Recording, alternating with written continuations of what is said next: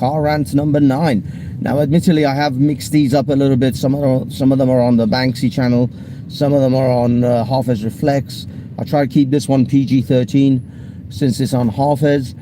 But also, if you want to see all the car rants, go to Rumble, HAFEZ Reflex TV or HAFEZ TV. I'm not sure if I changed it, but anyway, HAFEZ TV, HAFEZ Reflex on Rumble.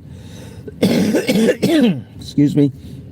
And you will be able to find all the prerequisite HAFEZ, the car rants, the previous car rants on there. Okay, let's get to this. I've been wanting to actually do a little review of yesterday's Palestinian or March for Palestine event, because I saw an interesting little segment. Now I may have to I don't know, maybe edit a video, because it's best if you could rewind and see it. But right at the end of the day, when we were finishing the march, when we were sort of the whole Palestinian protest had finished and everybody started packing up, there was a circle of young pro-Palestinian supporters, Arabs and lefty retards, and they were all, you know, shouting their usual slogans and crap. But there was this one girl who was, you know, had a megaphone. She had a, you know, she was doing a lot of the chanting, a lot of the rantings. And what I noticed was that she had a Prada sunglasses on. She was wearing a pair of Prada sunglasses, probably several hundreds of pounds, screaming and shouting about the poor Palestinians, and with all the different vendors selling merch. Now, yesterday I recorded a lot of these vendors selling merch, and I think I'll have to probably edit this video and edit all those clips into it, because yeah, doing a live, I don't know, I'm just doing a car rant, so I'm just sitting here as usual in Sadiq Khan's London traffic, doing nothing, going nowhere. So I thought I might as well do the rant, but I'll probably edit this with the other merchandising. There's a clip from a movie called Spaceballs. I don't know if you guys are old enough to even have seen this movie. I saw it as a young man, and it was awesome. It's a parody of Star Wars, but the main thing, there was a segment about it where he finds a Jedi Master, when Luke goes and finds a Jedi Master, and his name is Yogurt, and the main thing of Yogurt is merchandising Spaceballs products. It's all about merchandising, and that's what I remember every time I go to these Palestinian guys, these protests, and I see all the stands, all these little tables with all the kafayas and the badges and the key rings. But what I've discovered, what I found yesterday, I mean, they were selling 72 virgin olive oil the last time I was there, which was supposed to be the olive oil of the olive oil of sorry guys, as always, more ambulances and police cars. Gotta love London. But yeah, they were selling virgin olive oil and dates. These are the sort of things that probably came out of, you know, maybe possibly came out of the West Bank, because a lot of the Palestinians in the West Bank used to have olive farms and stuff like that, so that would make sense. But they've invented their own version of Coca-Cola now, and from what I saw, there was at least 3 distinct different companies that had made this Coca-Cola. I mean, I didn't buy one because I would presume it's disgusting. I should have bought one, really. Next time I'll probably get one just to taste them, do a little taste test on all the different ones. Probably buy one of each. But go, man. But yeah, the entrepreneurial skills and the capitalism at work here was incredible. That was what I kind of took away from these Palestinian protests, is a bunch of rich, you know, middle class, even Middle Easterners, Arabs and alike, as well as middle class little white kids, trust fund children with their Prada sunglasses, screaming from the river to the sea, from the river of Babylon. That's the other thing that keeps reminding me of. Every time I hear from the river to the sea, all I get in my head is by the river of Babylon, where we... Anyway, again, I'm sort of showing my age, I think, on this one. Big up everyone in the chat. Big up Fun with Dirts. Big up Den Tarragon and Fun Again.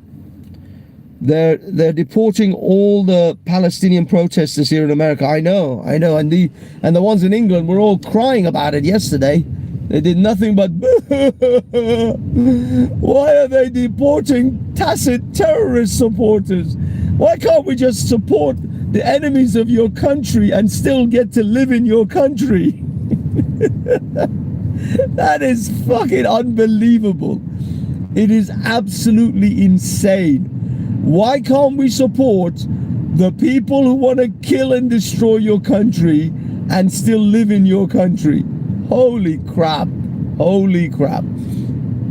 You know, this was a little clip, a little saying from a girl in one of the Tommy protests. She said, either support the country you live in or live in a country you support.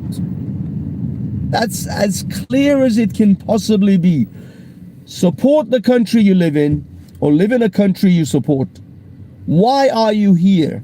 Why do you live in the luxuries of the West with your Prada sunglasses and probably your Chanel headscarves, screaming from the river to the sea, Palestine should be free, and think you can just carry on just living here, hating on the very nation that you're living in?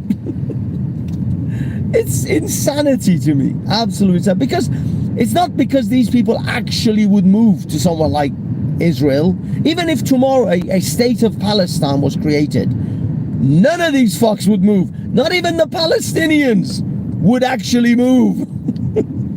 Because they know the kind of shithole the people are going to create in a state of Palestine. Let's face it, it's not going to be that much different from the current state of the West Bank and Gaza. It's not like suddenly they're going to create a Riviera. They're going to create, I don't know, a Miami or what's the other one? The place where they do all the gambling. Damn, I forgot the nation state. Anyway, they're not going to suddenly create a paradise. It's going to be an Islamic shithole like all the other Islamic shitholes that everybody's running away from. Syria being one of those noted.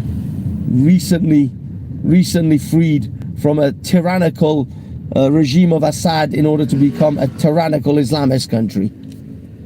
It's the pattern. We've all seen this movie before. This is not our first rodeo when it comes to Islamic shitholes. Every time a country becomes an Islamic fundamental nation, it becomes a shithole. It becomes a nightmare place for everyone to live. How is it that they don't seem to get this? See, the problem is the Muslims or the Islamists are like the communists.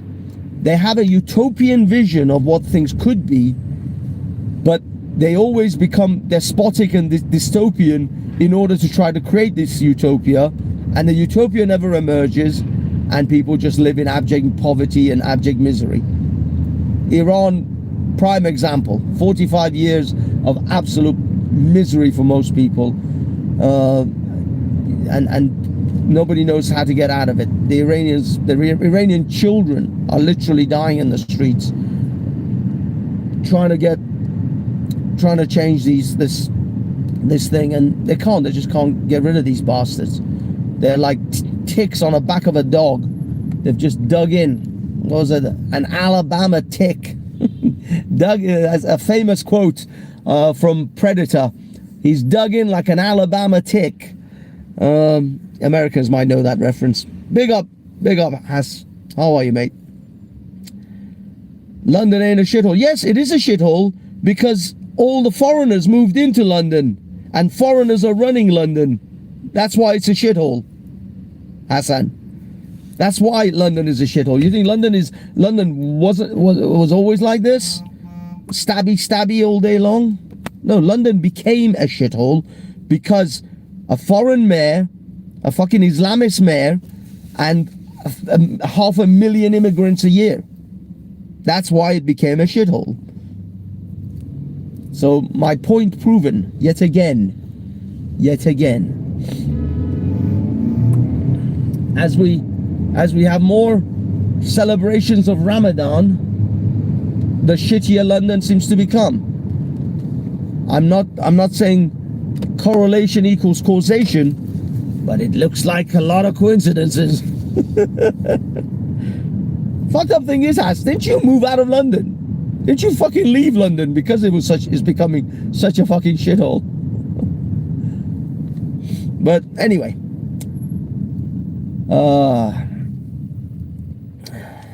yo, hey, what's up, Roy? How's it going, man? How's it going? So anyway, damn, I was supposed to not swear.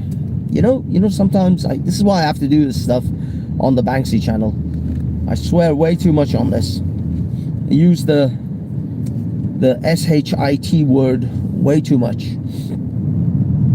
Anyway, it's not even that big a deal. I'll most likely private this and put it on Rumble afterwards. But for now, yeah. So what I wanted to sort of point out was this amazing contrast between Prada wearing little Muslimas and the entrepreneurial talents of these pro-Palestinian merchant sellers, where they come up with their own Coca-Cola.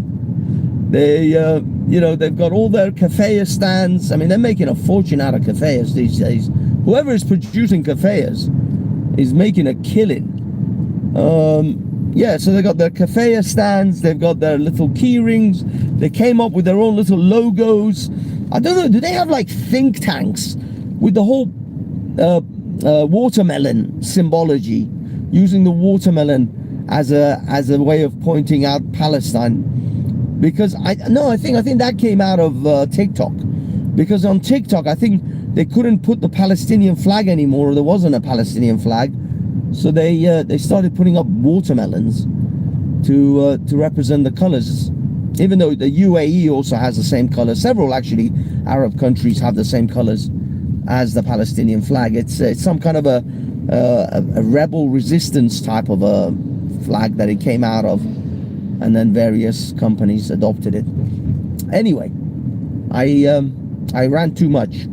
So yeah, next time you're out with your pro-Palestinian marchers, look out for all their Chanel and Prada gear that they're sporting. I'm sure you'll see that.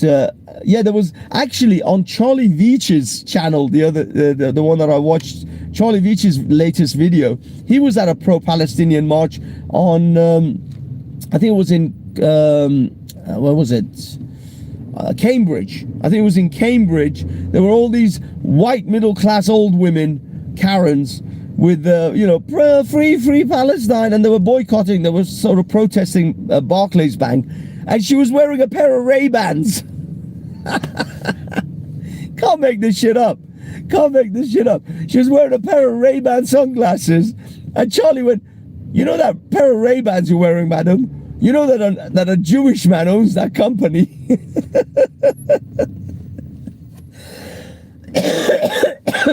You can't make this shit up. And I'm sure Prada fully supports the state of Israel. I'm pretty sure Chanel and Louis Vuitton are not exactly pro-Palestinian. But nevertheless, these guys will wear their gear, wear their glasses, wear their clothes. It's ridiculous. It's absolutely ridiculous. But yeah, I got to give it to them. The Palestinians have their own Coca-Cola now, or their own cola, shall we say. Next time I'm out with one of those, I'm buying one of each. I should have done it yesterday. Big mistake. I'm definitely buying a couple of those. One of every one that I see. If I see 2 or 3 different ones, I'm buying one of each. And we're going to do a taste test against real Coke and against real Pepsi. And by the way, they didn't have a version of Pepsi. I don't know why they don't get on Pepsi, because I'm sure Pepsi supports Israel just as much as Coke does. I doubt Pepsi's boycotting anything Israeli. For some reason, Pepsi doesn't get as much flack. I don't know what's going on. what's going on. Pepsi has a better PR campaign than Coke, perhaps. Yeah, like they protest McDonald's. Why don't they protest Burger King?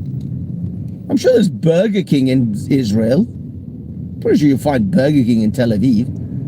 So like, why does McDonald's get all the crap? I mean, I'm not particularly fond of either one, but like, why does one get all the shit and the other one doesn't? Who picks these companies to boycott? Like Kit Kat is on the list, and Kit Kat I think is made by Nestle. But how about Walls?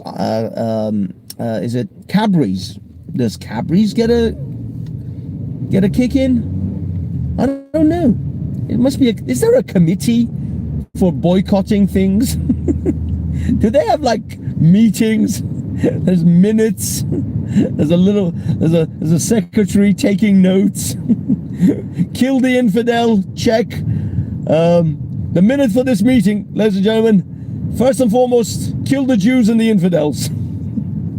That's always on the meeting. That's always on the minutes. Kill the Jews and the infidel. And now to the boycotts.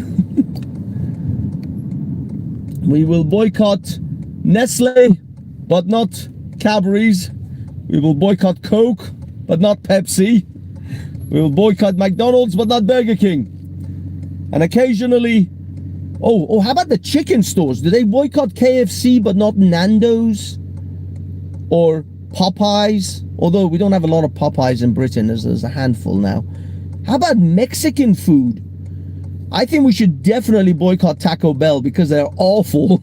They are terrible. I've had Taco Bell and it was terrible. Chipotle's is where it's at. We do not boycott Chipotle's because Chipotle makes that burrito bowl, which is, oh, it's gorgeous. It's absolutely gorgeous. Chipotle's all the way. If Chipotle supported the devil, I would eat Chipotle's. I don't care who Chipotle supports. They could literally advocate for Satan himself, Beelzebub, to return and decimate the earth. I'm still eating Chipotle's. Or actually, there's a few places called Burritos, also very good. But we can boycott Taco Bell's. That's fine. Taco Bell's is good.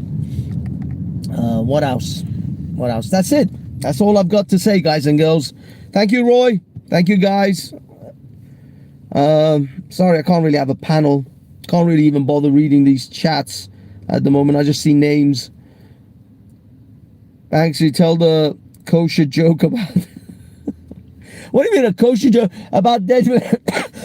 The last dead babies I saw were little Jewish babies that were put in coffins, sent back to the Israelis and to their dad, and they didn't even bother finding the mom's body and just sent some random woman.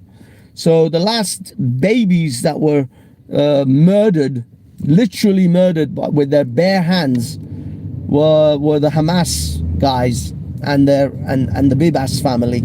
So if you want to talk about dead babies, dude, we all know who are the ones who actually are murdering dead babies willingly, which is with will, not by accident, not because something fell on top of them or some bomb went off near them. No, willingly choke those babies to death. That's what those monsters do.